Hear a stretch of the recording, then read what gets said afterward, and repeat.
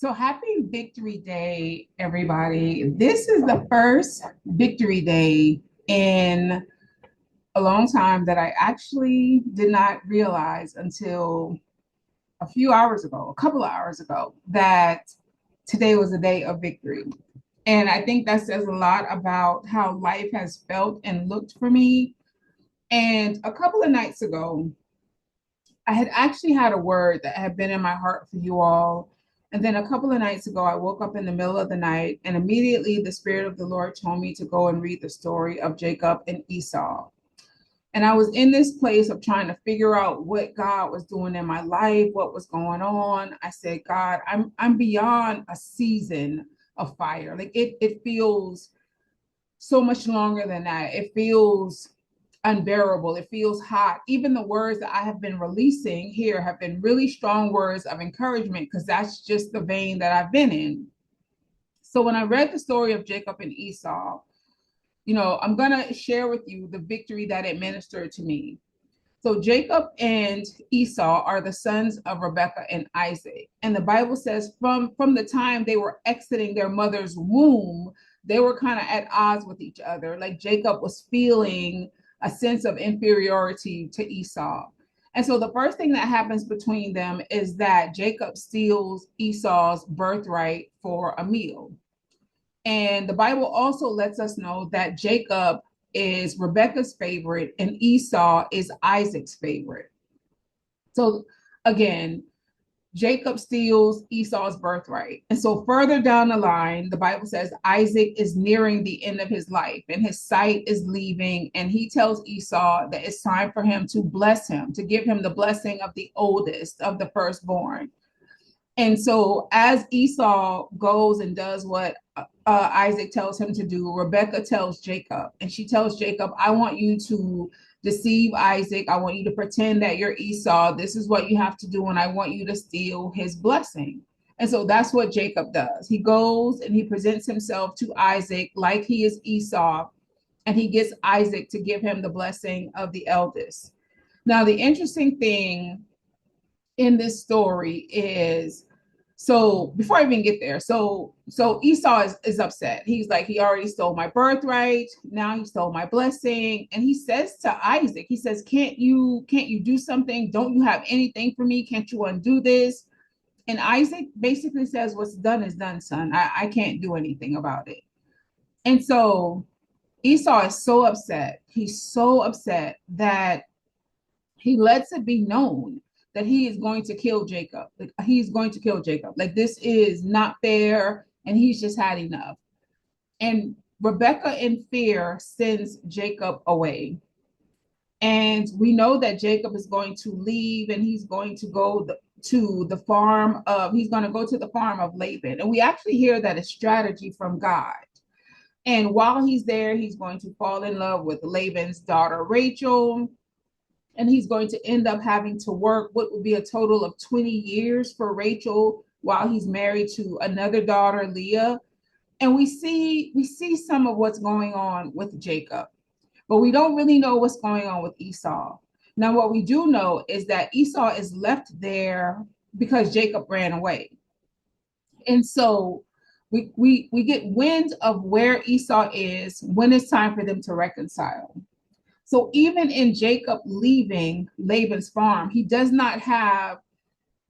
can't rely on his deception. He doesn't have the deception of his mother to help him. And so the Bible says he actually gets strategy from God.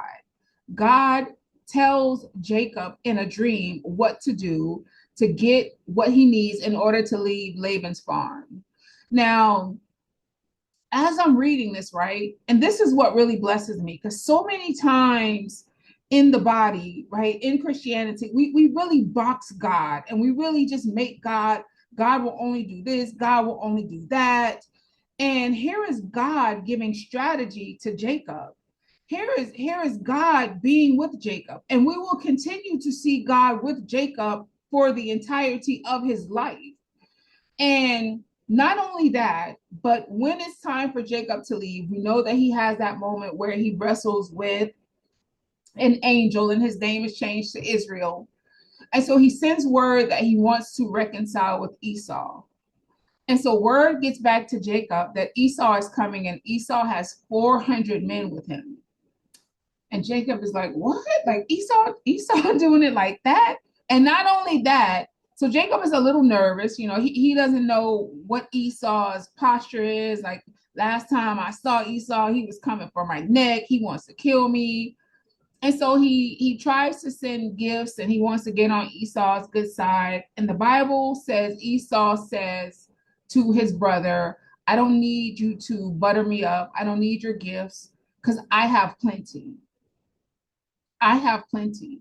Because see, what Jacob and Rebekah thought they were going to do, it didn't work because Jacob runs away.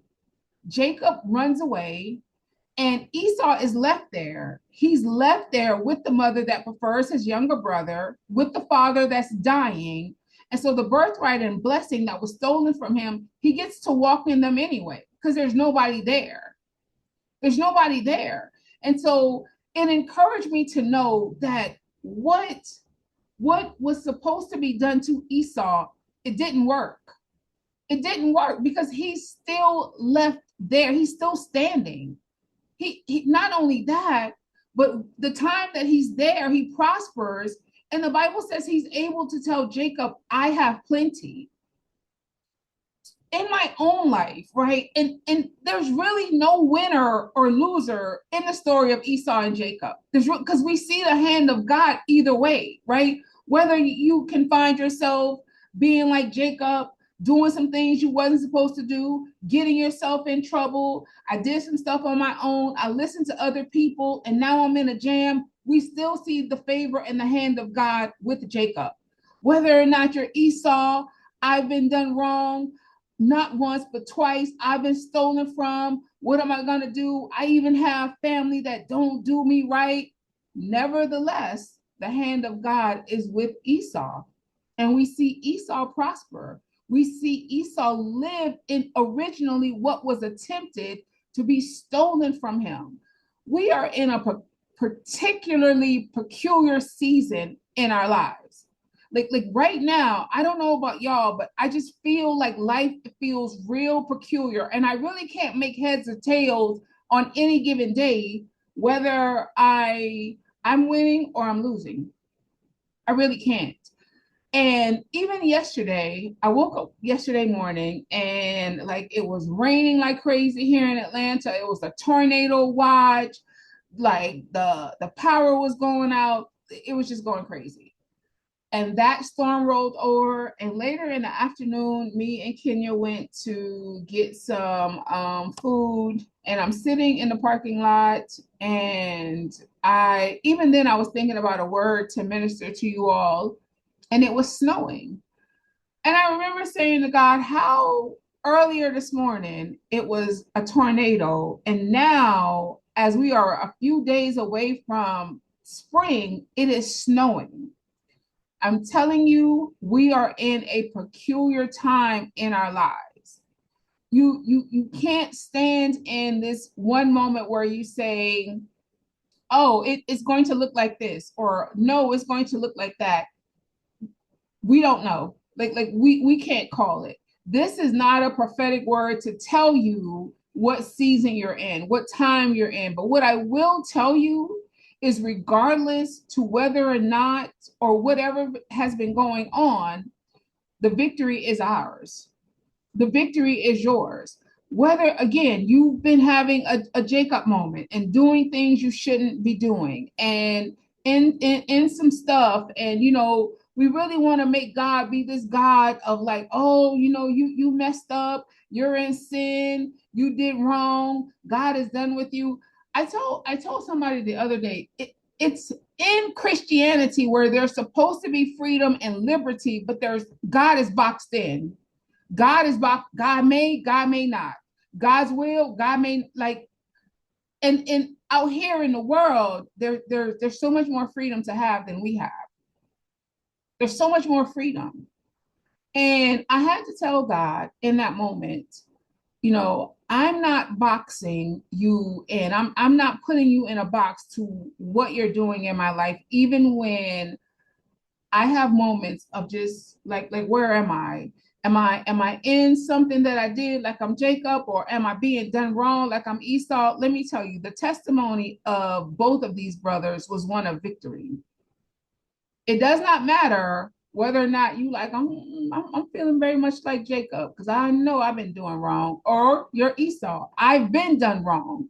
The victory is yours. I promise you, I promise you, I promise you, this too shall pass. This too shall pass. You are not stuck in this moment. It does not matter how long it's been. It does not matter how rough it's been. There are some of you, and the Lord was saying this to me, you really feel like you're losing. You really feel like giving up. You really feel like quitting. We don't know. We see what's going on with Jacob, but we have no idea what's going on with Esau. We don't really get a peek that much into how life looks with Esau left over there with Rebecca. We don't really know. You know, he does a few little things to kind of get on his mother's nerve, but we don't see a lot in that narrative. But the testimony of Esau to Jacob was, I have plenty. Keep what you got, brother. I have plenty. The blessing and the birthright that was attempted to be stolen from me, I walked in it anyway. I got my daddy's farm up and popping. I have plenty. I'm telling you, that is our testimony right now. In the midst of whatever it looks like, you have to decree plenty over your life.